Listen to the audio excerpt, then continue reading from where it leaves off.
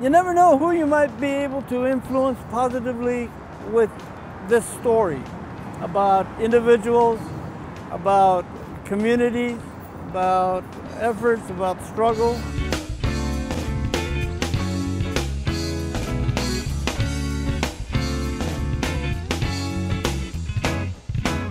Buscan venganza por tierras perdidas, los quieren deshechos y llenos de heridas. Y piensas por qué serán capaces de destrozar y rebelar por libertad, pues hay esos que piensan que no es causa justificada, esos mamones e hijos de puta abuela. You think that shit's affected me? I mean, cause I'm living in a middle class society. Pero no hay pedo, yo sigo entero y espero que un día le quiten todo su dinero a esos que ya saben quiénes son. Robaron, violaron y dicen que es don de nobleza, pues qué tristeza me da ver a aquellos que su única meta es llegar al poder y descender con todo tu dinero y hacerte creer que no eres nadie, no vales nada, solo una ficha en la pinche jugada.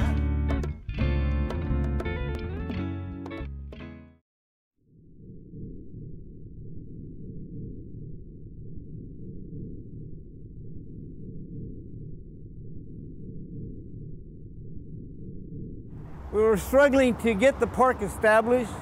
As artists, I think we felt that this would be our contribution towards that effort for our community here in San Diego County. It's very important that we do not only a good job with this. This is a very great opportunity to document this type of project. It's very important for our own history.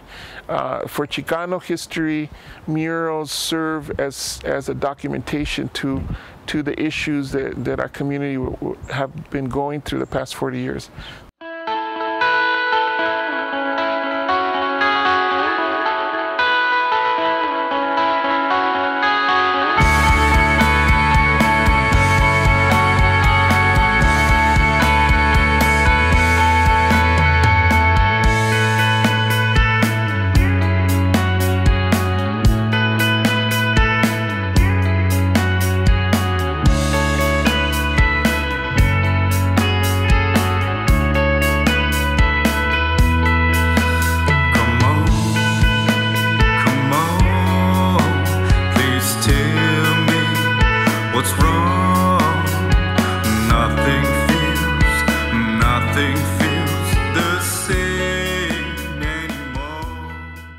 We were called the Congreso de Artistas Chicanos en Aztlán, the CACA, back when we took over the park in 1970, and it took us 3 years to organize and try to get something worked out with the city officials about painting the walls. They gave us the runaround, so finally, on March 27, 1973, we said, basta con eso, and got painting. In the beginning, we were like around a dozen artists, mostly local. And soon after we got started, then more and more came. But out of those originals, we have been able to recover 8 original masters of that day. And here are some of them. This one here is Guillermo Rosette. That's Guillermo Aranda. Salvador Torres just showed up. He was our leader on those days. He takes on the acknowledgement that he visualized the paintings of the murals, which on the walls, which he did start talking about it, and it wasn't hard to convince us. Yeah, we all went for it, and so he's very respected. We call him El Queso. How long have you been playing guitar? A while.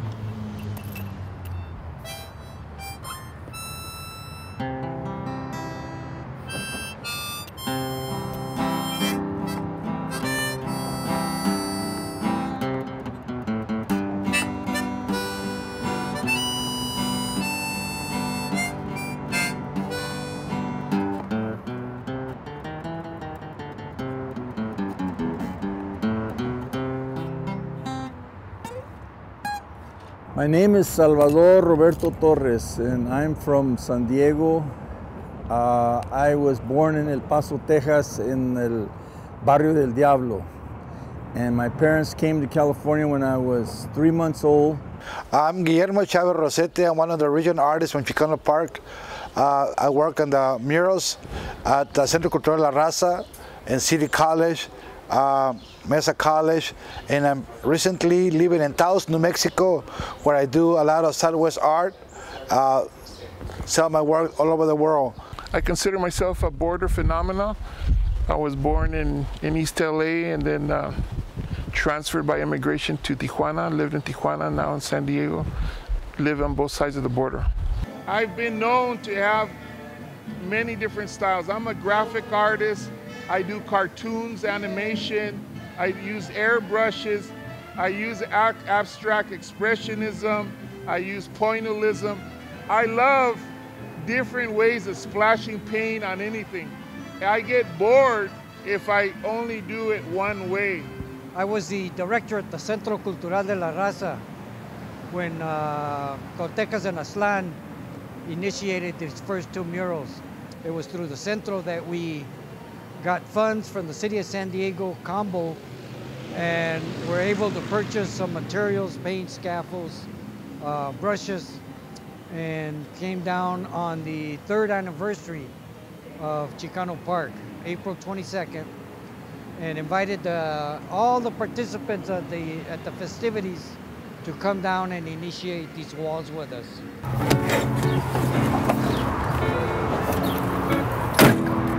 I was born in Lima, Peru. My father was a famous artist, Guillermo Rosette, and everything he knew, I've learned. 42 years ago, I got together with other Chicano artists and started painting murals in Chicano Park, utilizing the art to help empower the community. The art and the activism came together to be known as artivismo, artivism. Since then, I've been creating installations, mural installations, all over the world, from San Francisco to Europe, Asia, to South America. Since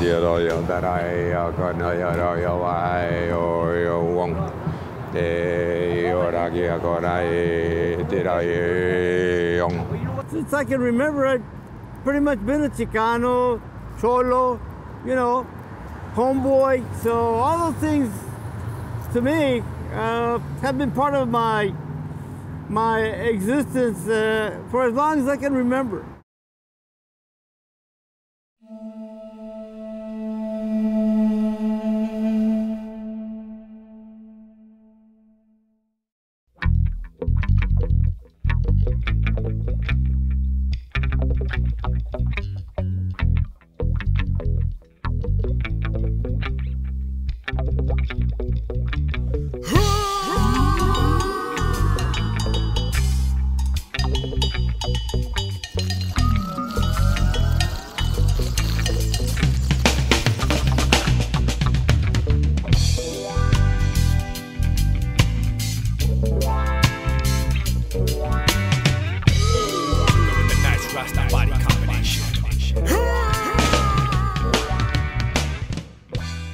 This mural basically is the establishment of a master plan that would indicate to the masses that our ideal was to go all the way to the bay, establish a pier, and have the recreation facilities that are there now for the community.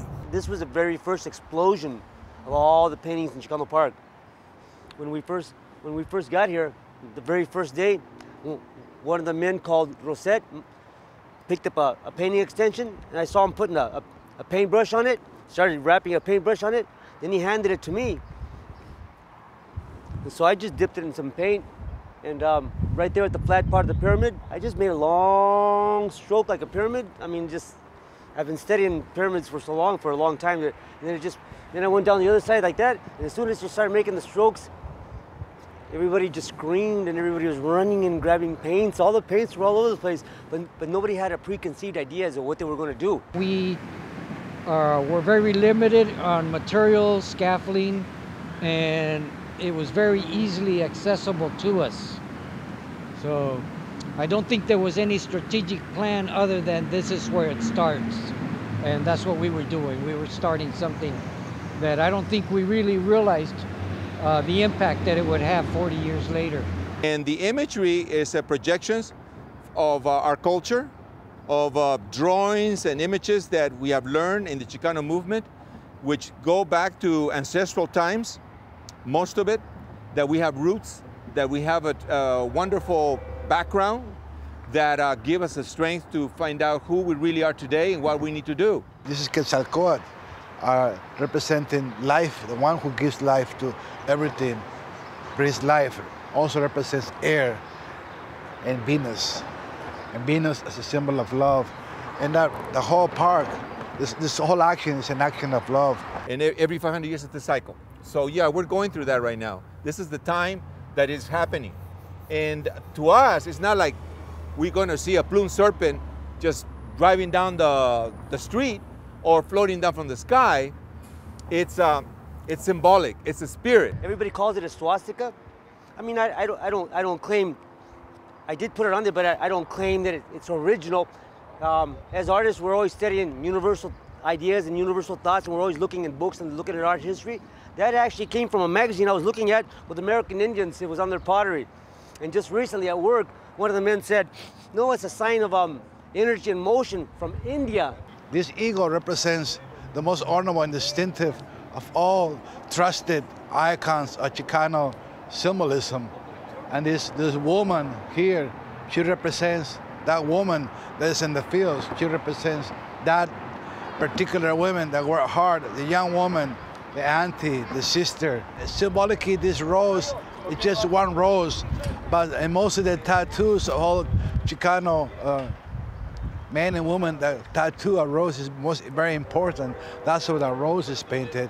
It's just not any kind of rose. It's one rose you're gonna tattoo for the first time, for the first love. Whatever is in the minds of Mario and Victor Ochoa and Queso and Coyote, whatever was in the minds of all Salvarajas, of all these guys here, this is just the basic. As you can see, there's the bridge, so that's the now. You can see the Indians. You can see the past. But you know what? It's really hard to believe that there's so much history here. And when you really look at it, what is the present? What is the here and now? Look at all those beautiful colors. Look at the bridge. Look at the snake. Mario has a lot of ideas about Aztlán and this and that, so on and so forth. Sometimes I'm just a basic American, you know, even though I have a Mexican American. We haven't seen each other in 30 years, 40 years. You know, I'm surprised. Maybe some are dead, some are real sick, but look at this. Hey, Chaco, you look just like your son. Roberto Delgado, you're going to feed us information that we need to know properly? Sí, señor. Okay. Roberto Delgado, I'm representing Ghirardelli, the consultant. I'm basically his technician. You know, at the end, Ricardo Duffy is the oversight manager for the whole restoration. You know, your aesthetics, that's your business. But having it done correctly, so as archival as possible, that's my business to make sure that's done. Yeah, but he's just simply here to make sure, do you got the right tools to make this mural happen? And can we get this done, you know, as soon as possible so we can get the next murals going? My only concern is that you restore the mural to the original condition, the original image that's there. Minor changes, minor, but basically should look the same as what's there, and to stay within the budget that we have already established. We had $1.6 million for the project, for the entire thing. That was including my time, the consultant's time, and to pay the artists, paid for all the material. And the steering committee was gave us a list of murals that they wanted to see restored. And so we prioritized them. I said, okay, give me the first one, which is the number one mural, and then go down the list. And after that, I asked Ghirardelli to find the artist and get an estimate for us. And then we were able to, right off the top, to do 18. I'm the designer of the technical manual, which is the Bible on how to restore the murals at Chicano Park. Each one of the artists is entitled to have a copy, and we have already disseminated the copies. This one has the murals as they are right now in color photographs. And this is a historical publication that will be actually put in a slipcase like this, and it will be disseminated to not only the artists who participated in the restoration project, but also going to colleges and universities throughout the country. You could talk to somebody in 2011 about something about immigration, and they probably would not know if it wasn't for something that they could see on a mural. because books in particular and the documentation, especially in this country, they're not really preoccupied about our history. Some people are even dying right now, man, and if we don't tell the story ourselves, you guys are gonna be, they're gonna be making up a bunch of bullshit. This is the real stuff here. Let's go inside and take some pictures. 2, 3. Okay. Only the artist now. All right, Pablo, step out. Okay, take another one now. Okay. The guy in the middle gotta go. Uno por uno. The first major cycle that I was able to endure was the coming of the freeway. The second one was the building of the bridge.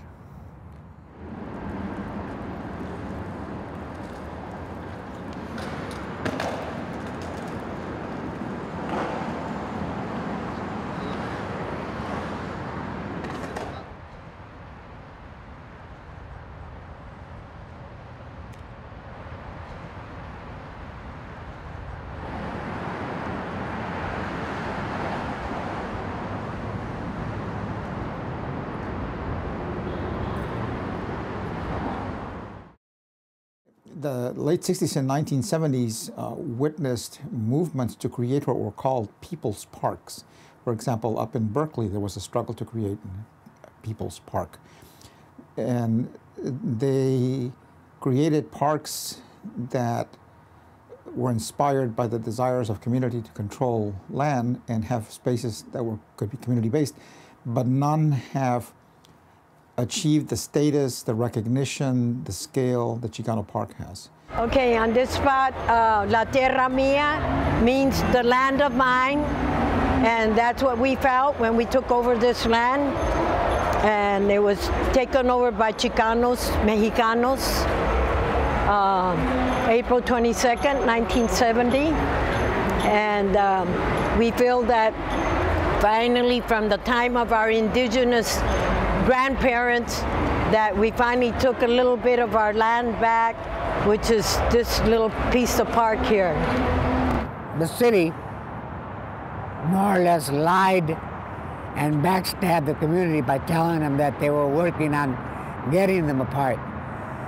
And then they stuck this bridge here, which moved out dozens and dozens and dozens more families out of the neighborhood. I used to live right across the street here at 2011 Logan when the bridge came down on our home. This was my bedroom. When they told us that we had to move, I lived right here. This was my bedroom. And I used to lay in that bed and I'd look up to the ceiling and I'd wonder, what am I going to do? How am I going to get my artwork to go? This was before I even went to the art school. Now look at it. The symbolism is incredible. Caltrans was going to lease the land under the bridge for the California Highway Patrol to build a substation. And at that point, the community just said, enough's enough. I think it was just the tipping point, if you want to call it that, or the breaking point, if you want to call it that, because I remember when I was a student and I would come to just National City, you know, and the police used to harass you. You know, the Chicanos, you used to be harassed.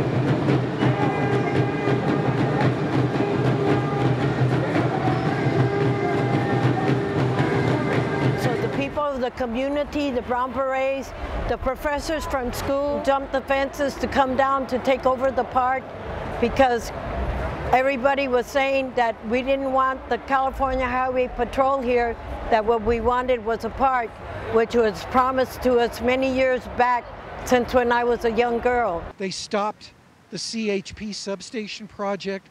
They came out with shovels and picks and earth and plants and literally started to create this park all on their own. And they came to me and they said, Salvador, where do we put the kiosco? And I said, we put the kiosco where we've raised the flag of Aztlán. So this is where the kiosco goes, right here.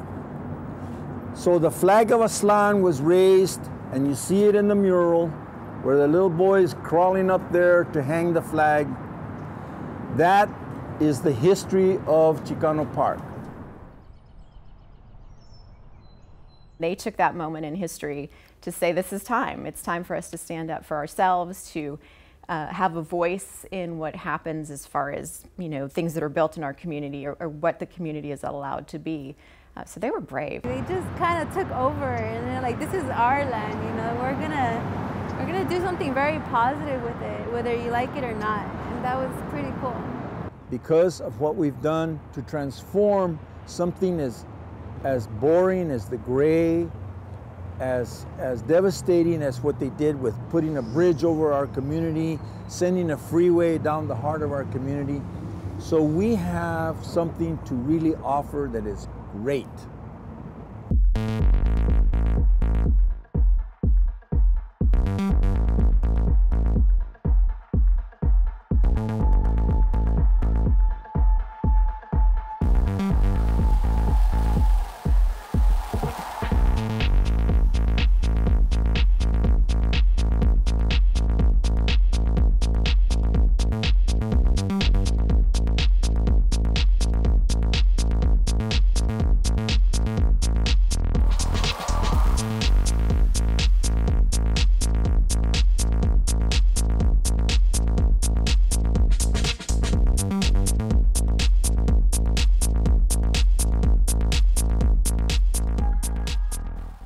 Well, I mean, the whole thing of the takeover was a big obstacle. Then we finally got the park. But I think the obstacle was the bureaucracy of Caltrans trying to give us a bunch of red tape to put up the first murals. So we went and we spun our wheels for about 6 months, and then we said, hey, you know what? We don't have time for that. I was only like 22. Hey, man, we don't have time for that. Let's just paint what we want to paint. No censorship. The hell with Caltrans and their bureaucracy.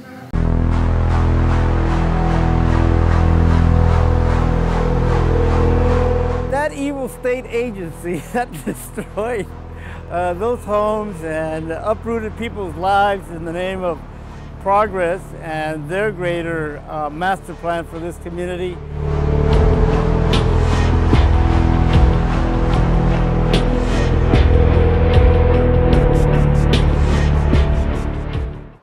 Caltrans is responsible for building a safe and dependable highway system. So they were very much part of it. I'm sure it was constructed under our jurisdiction. It was our plans, our specifications to build it. Well, I've been involved with Chicano Park for since the early 90s. There were a couple of devastating earthquakes in California in the late 80s. The state decided they need to seismically retrofit the bridges of the state to make them safer. In Chicano Park here, the state was planning to come in and just wrap steel cylinders around the columns and infill with concrete, and that would have destroyed all the murals. I was working for Caltrans at the time, and part of the process for the project is environmental clearance. So we needed to evaluate the murals. And we determined, as part of that evaluation, we determined that the murals were significant, and therefore we then tasked the engineers to figure out a different way to retrofit the columns without impacting the murals.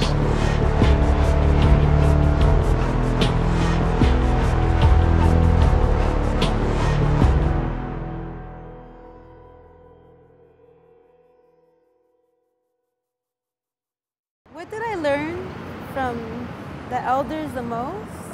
Their way of being, how like their ideas were shaped by a different time, and you learn kind of to see more their perspective, and they learn to feel more like they're into our world as well too.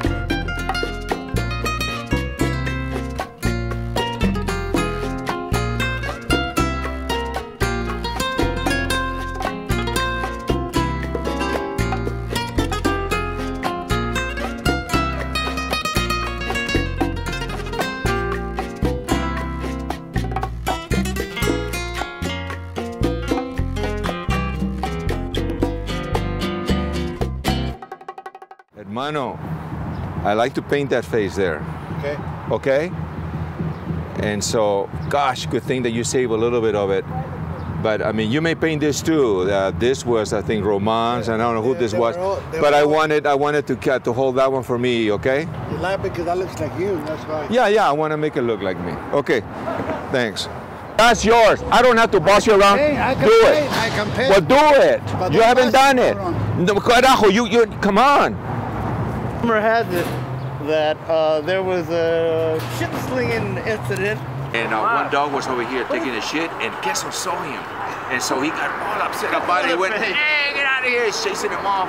And the dog was running, he grabbed his shit, because he had a glove on, and he threw it at him, but he landed in front of the store. And the lady got insulted, man. It was a whole scandal going on over that. We had to go over there, he had to go apologize right out of the heart, you know. So the caca thing is just floating around here, and one has to watch it.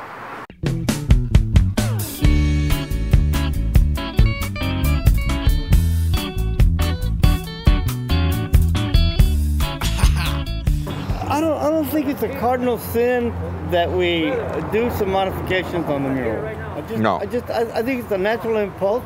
Yeah. You know?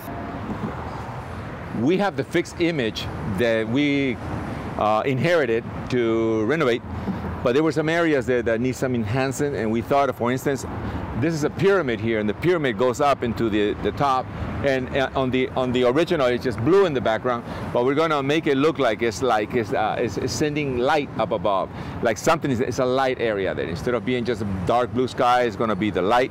So we add in here energy for now. I mean, it's not necessarily flames or lava like a volcano, or it could be reflections of a heavy sun somewhere. We still to paint. But it's just playing with the colors at the same time, bringing out the passion that exists into what we're doing and what it was about.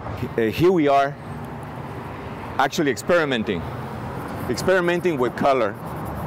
And instead of coming back there and painting the white areas back to blue, this gives us an opportunity to experiment and add more color to the sky, which we knew was going to be kind of boring anyway.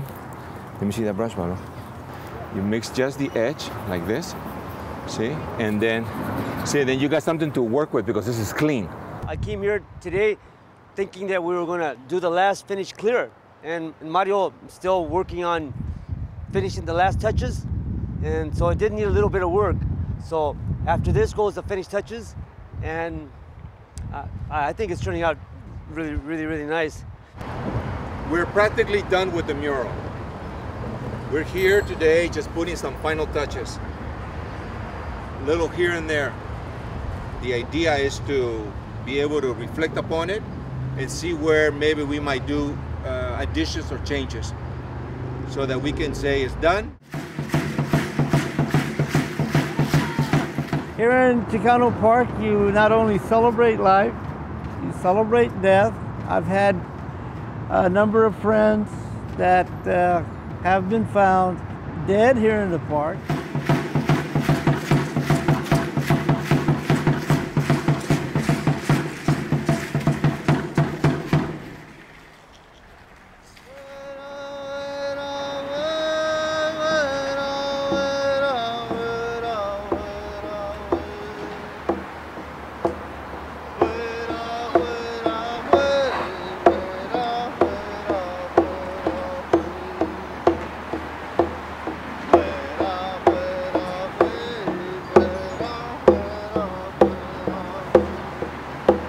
He was such a professional, you know. It's a great loss to the community of Southern California artists. Michael Schnorr portrayed in his aesthetic ideas about the human struggles for equality, respect, and dignity. It's something that I embrace wholeheartedly. This whole experience called Chicano Park and all the people that I've met and make up for this experience. That's life. We'll be done at the end of the month in August. And we're gonna have a fiesta. We're supposed to have a fiesta August 25th here in Chicano Park to celebrate the finishing of the mural project.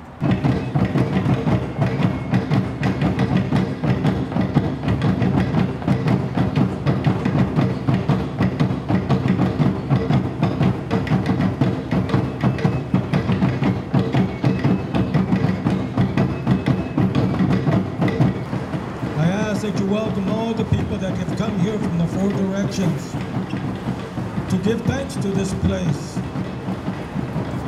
This place where people come to pray, to do the ceremonies, and to remember, to reflect on the past with these murals here that bring back today for our memories. These images are a reminder that this is not over yet. We have a long ways to go to liberate our people. This is only one part of it. And that's just the great thing about Chicano Park and the muralists that contribute to keeping that memory alive and keeping this movement going forward. What's so valuable is that these murals will last at least 50 more years, 50 años más. For what? Para la juventud, para las nuevas generaciones, que mantengan el espíritu de Chicano Park. 42 años ain't nothing. Tenemos miles de años en esta tierra, and we're going to be here, y vamos a seguir adelante. And let's continue painting more murals aquí y todos los otros barrios. 40 years ago, we were painting the murals in the first two A and B columns. We were very happy that we came here and painted with our own resources from the Centro Cultural de la Raza. 40 years later, we go onto the world record for being the first muralist in the history of mural painting to restore our own murals after 40 years. I think the mural restoration signifies that claim that was made in 1970 that this is the people's land, so to speak, and it was a reclaiming of the land. And 40 years later, despite all the challenges to that claim, we're still here and the community's still in charge. The funding might have come from elsewhere, but the community didn't allow that to affect how the murals were changed. So I think it really is a spiritual awakening and also a political claim.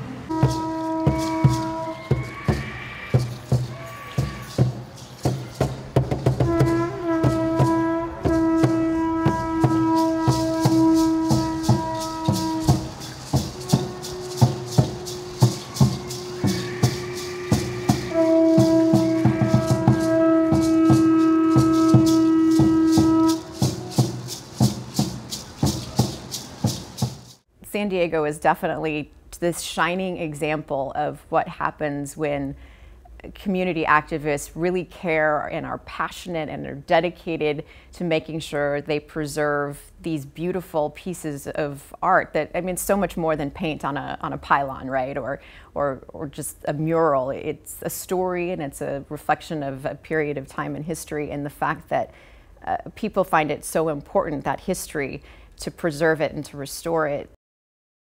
I don't know of any other park in the United States or in the world for that matter that started the same way and as a product of a community struggle that has endured for so long, that serves as a space where community comes together, builds solidarity, generates pride, allows for the continuation of activism and the sustaining of Chicano culture. I think the park is even more important now because I think the park speaks to the fact that we have a big Chicano community here, speaks to the fact that not only, Chicanos were here, back then, but they have always been here and they've always been part of the San Diego history.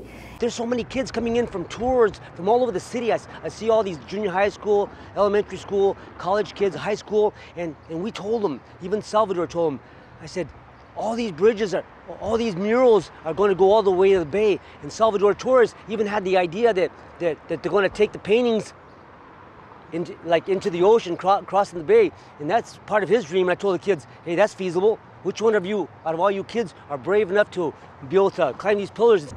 I foresee the possibility of a cable tram underneath the bridge so that it will travel across the bay and it will instruct the masses on each column, as each column comes into view, who painted it, what is the theme, and what materials were used. And so this tram would travel very slowly and would principally be an educational experience. A lot of people think that art is only aesthetics or decorative. It's actually has more power than people think. And for the future generations, that they need to practice their art for the future, and that they need to use it as a weapon for change. The students represent the core of this park. They were the ones that created the park. They were the ones that came and they dug and they worked the land. So the students play a very, very key role in all of this. We're engaged in a very early period of a renaissance right now.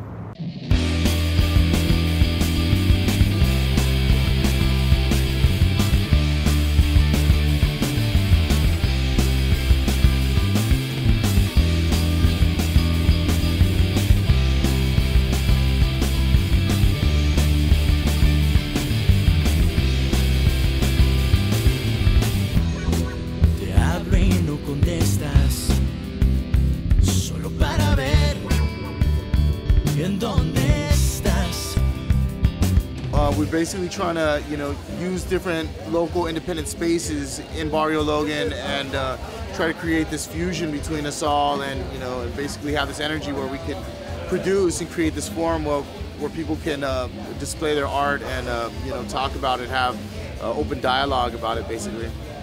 Now it's got revamped and redeveloped, and it's just like it's taking on a new life. And I think with all the growing in the community, it's just like perfect timing, so.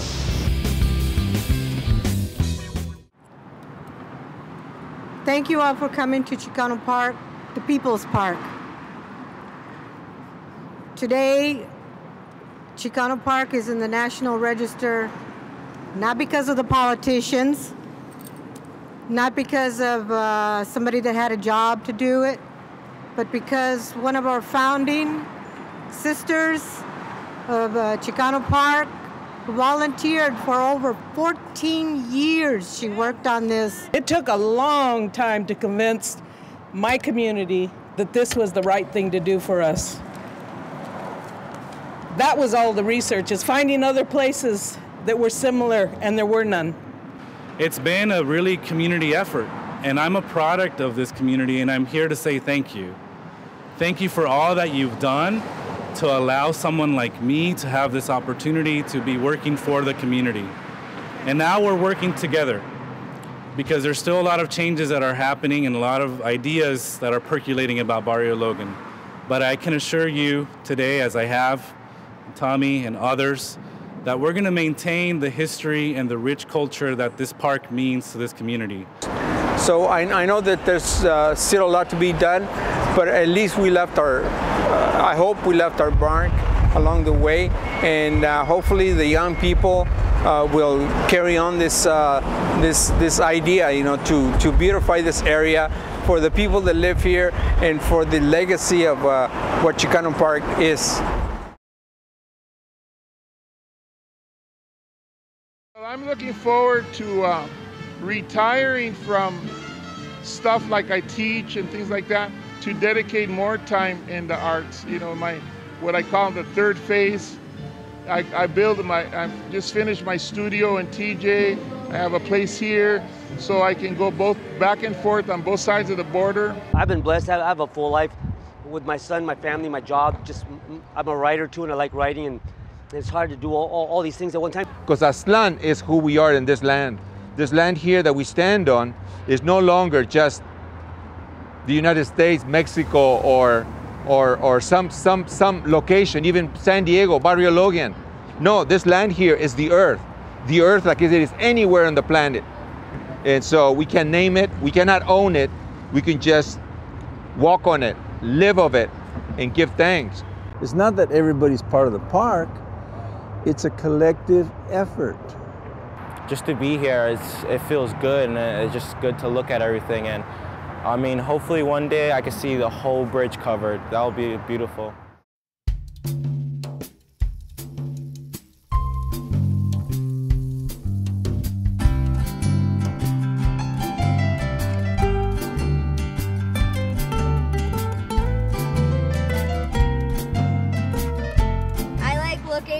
all the pictures and thinking of my own pictures that I could draw. All these paintings mean a lot to a lot of people, so it's cool that we got to do it.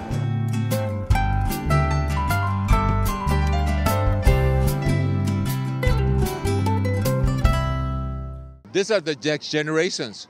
The Chicano Park School of Art, we've been doing this now for 40 years, in which we started out and we learned, and then we pass it on to our own personal kids, and we continue. Like this is Explorer Charter School in San Diego, and they came here, exposed them, gave them a tour of Chicano Park, and we're making we're documenting it, and they will remember this for the rest of their lives. Well, we were doing a project on immigration, and we wanted to look at the impact of immigrants in California and the impact of California on immigrants.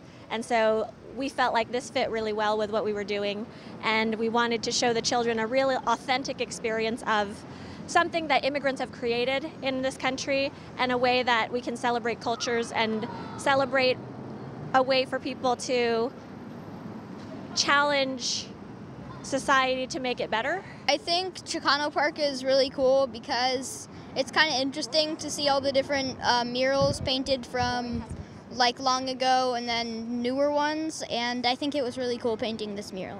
They're trying to show something good, like not just bad stuff but also good stuff, to show like they can change, like this world can change to be a better place. Even though there's so many empty ones around here, I'm sure that they'll paint more, and I just hope they keep on painting. Viva Chicano Park! Chicano